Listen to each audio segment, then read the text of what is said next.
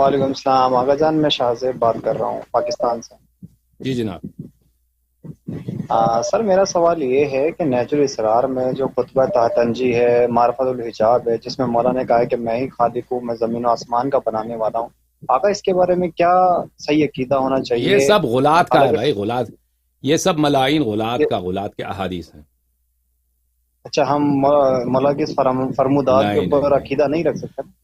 دیکھیں اہل بیت طاہرین علیہم الصلاۃ والسلام کی جانب سے صحیح احادیث میں یہی ہے کہ جو شخص ہمیں خالق رازق مانے اور غلات میں سے ہیں، ہم ان کو لعنت کرتے ہیں، ہم ان سے برات کرتے ہیں۔ سمجھ میں آئی نا بات آپ کو؟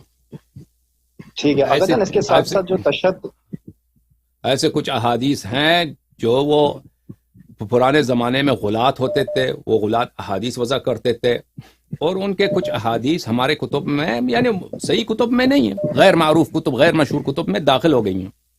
اچھا، تو ان میں یہی ہے کہ میں خالق ہوں، میں رازق ہوں، میں زمین و آسمان کا بنانے والا ہوں، میں اس طرح کی جملے ہیں۔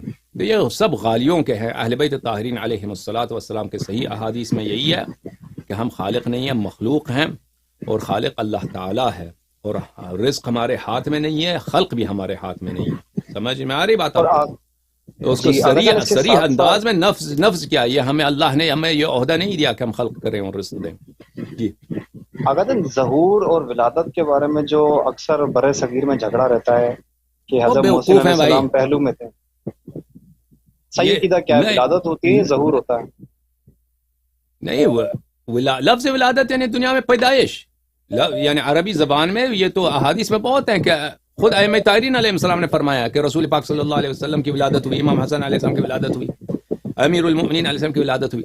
لیکن یہ ہے احادیث میں کہ ائمہ طاہرین علیہ السلام پہلو سے نکلتے ہیں، فرج سے نہیں نکلتے، پہلو سے نکلتے ہیں، شرمگاہ سے نہیں نکلتے۔ ٹھیک ہے نا؟ اچھا، اور آقا جان آخری سوال یہ ہے کہ تشہد کے بارے میں ہمارا کیا عقیدہ ہونا چاہیے؟ علی ولی اللہ پڑھنا چاہیے یا صرف محمد رسول اللہ پہ اتفاق کرنا چاہیے؟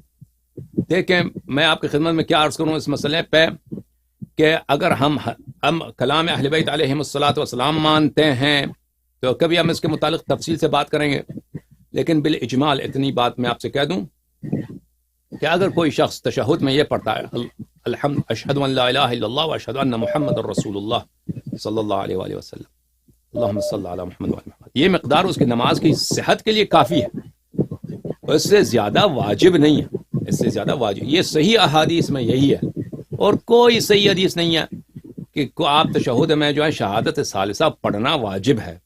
سمجھ میں آ رہی نا بات آپ کو؟ کوئی صحیح حدیث میں جی یہ نہیں ہے۔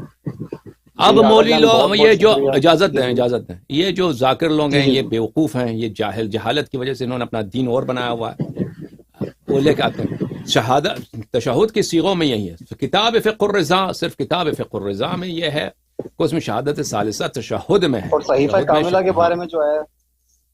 صحیفہ کاملہ سجادیہ، صحیفہ کاملہ جی کس جی، کو صحیفہ کون سا ہے؟ کاملہ میں صحیفہ اس میں میرے سجادیہ، ذہن میں صحیفہ کاملہ اس جو علامہ تقی مجلسی علیہ رحمہ۔